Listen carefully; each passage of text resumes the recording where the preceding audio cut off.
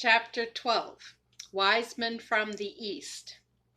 When they had heard the king, they departed, and lo, the star which they saw in the east went before them, till it came and stood over where the young child was. Matthew 2:9.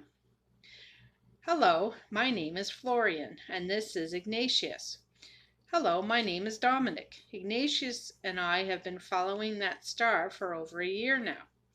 Yes, well, so have I. In our culture, that star means a king has been born, and we are in search of him, Florian explained. In my culture, too. Would you mind if I join you? The more the merrier. They traveled until they came to Jerusalem and were ushered into the presence of Herod the king. Well, gentlemen, what brings you so far from home? Asked Herod. We have come in search of the newborn king of the Jews, Florian replied. Florian ended up being the spokesman for all of them. Newborn king? You must be mistaken. There has been no newborn king. What made you think that there was a newborn king? Herod was not liking this interview one bit. Why, we have seen his star in the east and have come to worship him. I will call my chief priests and scribe to see if we can solve this mystery, Herod suggested. Herod did just that and found that in the ancient scriptures it was written the Christ was to be born in Bethlehem. So he sent Florian, Dominic, and Ignatius on their way with the stipulation that when they found the child, they were to report back to him so he could come and worship him too.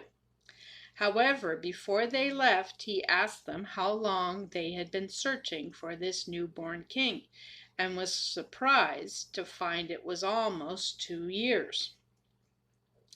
The 3 wise men landed in Bethlehem and wondered how they were to find the child they sought.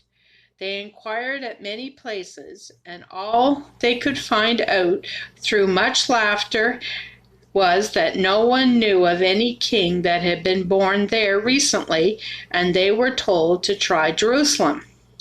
The 3 wise men were about to give up when Dominic exclaimed, "Look, there is the star again.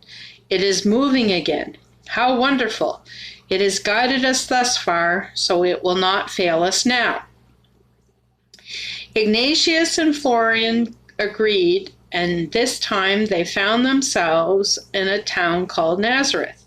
The star seemed to stop over a particular house, this time, so that with bated breath, the next morning they knocked on the door. It was Mary holding Jesus who answered their knock. "Yes?" she asked. "Hello, my name is Florian, and this is Dominic and Ignatius. We have come a long way in search of your son. It is our understanding that he is a king and will rule over Israel one day. Have we got the right child?" "Yes, I believe you have. Please come in. I'm sorry my husband couldn't be here to greet you as well, but he is at work." "That's quite all right.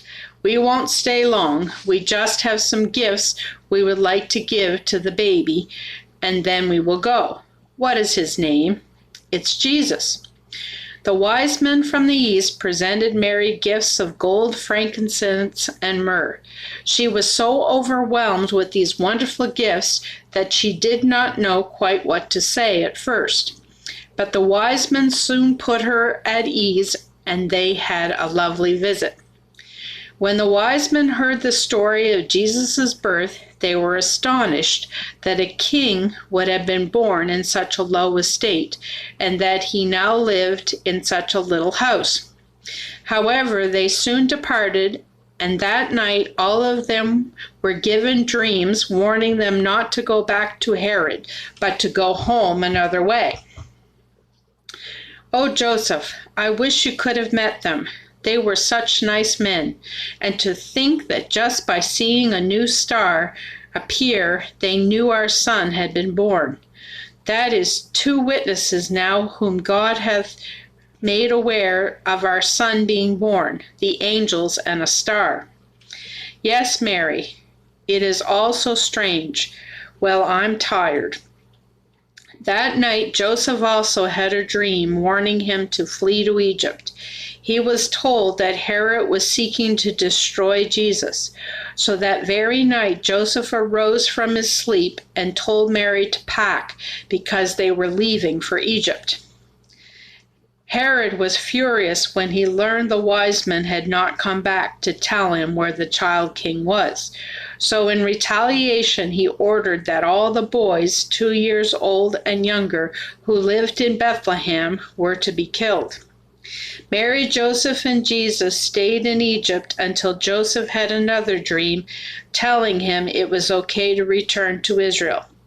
They settled in Nazareth.